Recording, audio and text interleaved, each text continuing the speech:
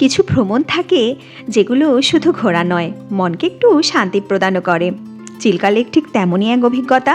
আকাশ আর জলের মাঝখানে দাঁড়িয়ে থাকা এক বিশাল লেগুন, যেন ব্যস্ত জীবনের মাঝে একটুখানি শান্তির ঠিকানা। চিল্কা ভ্রমণের সবচেয়ে সুন্দর অংশ অবশ্যই বোট রাইড। নৌকায় উঠতেই মনে হলো শহরের কোলাহল থেকে অনেক দূরে চলে এসেছি। চারদিকে শুধু জল আর জল, আর দূর থেকে জলের ওপর হঠাৎ করে লাফিয়ে ওঠা ডলফিন। আর পেলাম সমুদ্রের তলে লুকিয়ে থাকা মণিমাণিক্যের খোঁজ। আর ছিল পরিবারের সঙ্গে কাটানো সুন্দর কিছু মুহূর্ত, সঙ্গে অবশ্যই পেট পুড়ে খাওয়া দাওয়া। এই সবই থাকছে আজকের ব্লগে, তাই দেখতে থাকুন আজকের ব্লগটি। নমস্কার বন্ধুরা, সীমার পৃথিবী ব্লগে আপনাদের স্বাগত। আজকে আমাদের উইকেন্ড ট্রিপের দ্বিতীয় দিন। আমরা সবাই ভোরবেলা উঠে পড়েছি এবং রেডিও হয়ে গিয়েছি। ভোরের আলোয় কুয়াশাচ্ছন্ন জগন্নাথ মন্দিরের চূড়াটাকে দেখতে কী যে অপূর্ব লাগছে। এখন আমরা যাচ্ছি চিল্কা লেক দেখতে। সময় প্রায় 5টা, সূর্য তখনও ওঠেনি। পুরী থেকে চিল্কার দূরত্ব ওই মোটামুটি 50 কিমি এবং যেতে সময় লাগে প্রায় 1.5 ঘন্টার মতো। আমরা একটু তাড়াতাড়ি যাচ্ছি, কারণ আমাদের ড্রাইভার দাদাই বললেন যে সকাল সকাল গেলে নাকি একটু ফাঁকায় ফাঁকায় ঘোরা যায়। আর ভোর ভোর ঘুম থেকে উঠে পড়াতে সানা ও সারা দুজনেই গাড়িতে আবার ঘুমিয়ে পড়েছে। প্রায় 1 ঘন্টা যাবার পর দেখলাম রাস্তার ধারের মাঠগুলো যতদূর চোখ যাচ্ছে সব জলে ডোবা। আসলে কি হয় বলুন তো, বর্ষায় যখন চিল্কার জল বেড়ে যায় তখন চিল্কার জল এইসব জমি পর্যন্ত চলে আসে, আর সেই জলই এই জমিতে এখন ভরে রয়েছে। সকাল সকাল বেরিয়েছিলাম বলে রাস্তায় বেশি ভিড়ভাট্টা বা বেশি গাড়ি ছিল না, তাই আমরা আমাদের ডেস্টিনেশনে 10-15 মিনিট আগেই পৌঁছে গেছি। আমরা যখন চিল্কা হ্রদের টিকিট কাউন্টার অফিসের কাছে পৌঁছই তখনও অফিস খোলেনি, তাই অপেক্ষা করতে করতে নৌকাঘাটের দিকে একটু ঘুরতে আসি। এসে যেই দৃশ্যটা দেখলাম, ওফ, সে ভাষায় প্রকাশ করার নয়, একদম একটা ছবির মতো লাগছিল।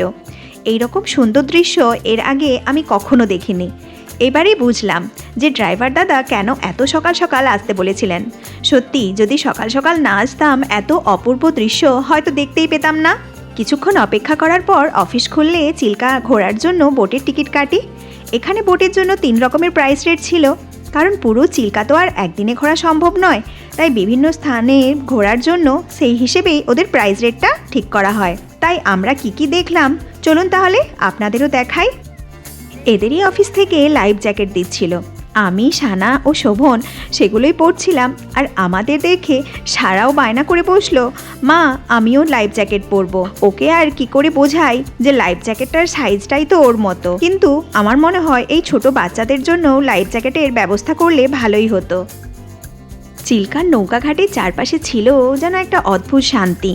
সূর্যের আলোর প্রতিফলন পড়েছে জলের বুকে, হালকা হাওয়ায় ঢেউ খেলছে, সব মিলিয়ে একেবারে একটা পোস্টকার্ড মোমেন্ট। চিল্কা ভ্রমণের সবচেয়ে সুন্দর অংশ অবশ্যই বোট রাইড।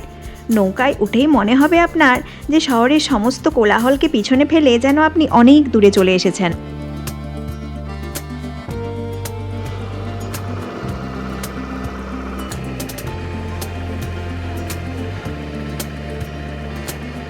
সকাল সকাল গিয়েছিলাম বলে পরিবেশটা দুর্দান্ত পেয়েছিলাম। সকালের মিঠে রোদ আর ঠান্ডা ঠান্ডা হাওয়া আমাদের জার্নিটাকে আরও আরামদায়ক করেছিল। মায়ের কোলে বসে সারা তো এই অপূর্ব দৃশ্যের খুব মজা নিচ্ছিল।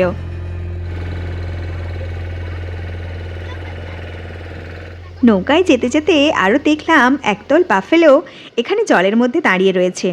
এটা দেখেই বুঝলাম যে চিল্কার গভীরতা সব জায়গায় সমান নয়। ডলফিন দেখার আশা আছে, ভাগ্য ভালো থাকলে হয়তো তাও দেখতে পাবো। তবে এখানে এসে বুঝলাম চিল্কার সবচেয়ে বড় সৌন্দর্য হলো এর সাইলেন্স। নেই কোনো হইচই, নেই কোনো অপ্রয়োজনীয় শব্দ, শুধু জল, হাওয়া আর মাঝে মধ্যে ঘুরে বেড়ানো 1-2 জেলেদের নৌকো। এইবার আপনাদের সাথে শেয়ার করি চিল্কার কিছু গুরুত্বপূর্ণ তথ্য। এই যেমন চিল্কা হলো ভারতের ওড়িশা রাজ্যে অবস্থিত এশিয়ার বৃহত্তম ঈষৎ লোনা জলের উপকূলীয় লেগুন ও ভারতের বৃহত্তম সল্ট ওয়াটার লেক, যার ওপর নির্ভরশীল রয়েছে কোনো না কোনোভাবে প্রায় 2.5 লক্ষ পরিবার। এখানে বেশ কয়েকটি আইল্যান্ড রয়েছে, যার মধ্যে ফেরি সার্ভিস রয়েছে। এখানকার মানুষেরা হয় নৌকা বা এই ফেরির মাধ্যমেই মেনল্যান্ডের সাথে কানেক্ট রয়েছে। অবশেষে প্রায় 1.5 ঘন্টা বোটিং করে আমরা এখন ডলফিন জোনে। সকাল সকাল এখানে নাকি ডলফিনের দেখা মেলে। তাই আমরা সবাই চাতক পাখির মতো অপেক্ষা করতে থাকলাম, এই বুঝি জলের ভেতর থেকে উঁকি মারবে। কিন্তু আধ ঘন্টা ধরে ওয়েট করার পরেও কোনো ডলফিনের দেখা পেলাম না। তাই আবারও আধ ঘন্টা বোটিং করে আমরা এমন একটা জায়গায় এলাম, সেখানে এসে আমাদের আর হতাশ হতে হয়নি। এখানে আমরা দেখা পেলাম এই চিল্কার বিখ্যাত ইরাবতী ডলফিনের। দূর থেকে জলের ওপর ডলফিনের লাফিয়ে ওঠার সেই দৃশ্যটা উফ, সত্যিই ম্যাজিক্যাল।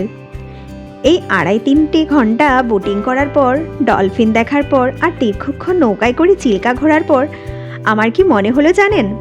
আপনি যদি একটু পিস চান তাহলে এই চিল্কা লেক হতে পারে আপনার একটা পারফেক্ট অপশন।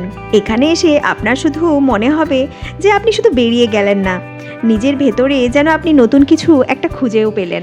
নেক্সট আমরা গিয়েছিলাম এমন একটা আইল্যান্ডে যেখানে আমরা দেখলাম বিষাক্ত লাল কাঁকড়া। এখানে এসে দেখলাম বেশ কয়েকটা নৌকা দাঁড়িয়ে আছে, আর প্রত্যেকটা নৌকাতেই একটা করে লোক কিছু ঝিনুক ভেঙে ভেঙে দেখাচ্ছিলেন। অবশেষে বেশ কয়েকটা ঝিনুক ভাঙার পর একটা থেকে মুক্তাও বেরিয়ে এলো।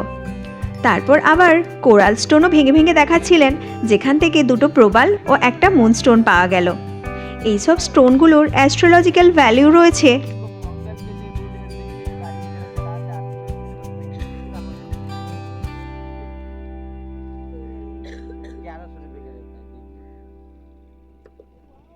लाल पाथर जेमस्टोन प्रबल प्रबल प्रबल खाता इसको पहनते sugar joint pain BP improve सबसे डेवलपमेंट के लिए पहनते नीप रत्न का भंडार रत्न भंडार रत्नेर भंडार बेटा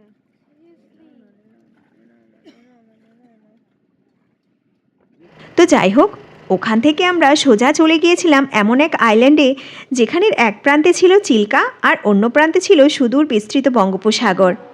এই আইল্যান্ডটা খুব বেশি চওড়া ছিল না, ওই 50 মিটার হাঁটতেই সামনে আমরা সমুদ্র পেয়ে গিয়েছিলাম।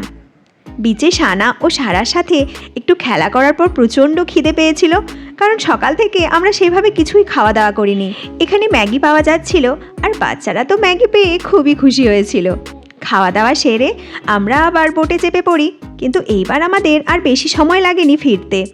মাত্র আধ ঘন্টার মধ্যেই আমরা যেখানে বোটে চেপেছিলাম সেখানে ফিরে আসি।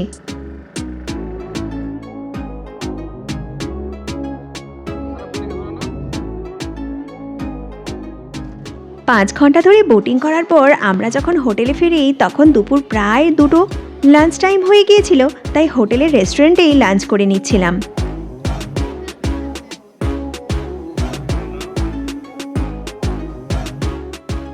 দুপুরবেলা একটু বিশ্রাম করে সন্ধেবেলায় আমরা আবার চলে এসেছিলাম বিচে।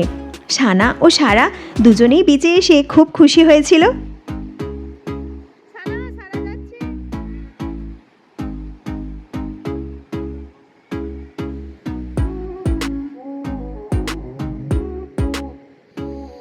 বিচে আরও বেশ কিছুক্ষণ সময় কাটানোর পর আমরা চলে গিয়েছিলাম আমাদের ফেভারিট খাবার প্লেসে। পুরীতে এসে মিত্র ক্যাফেতে খাবো না সেটা তো হতেই পারে না।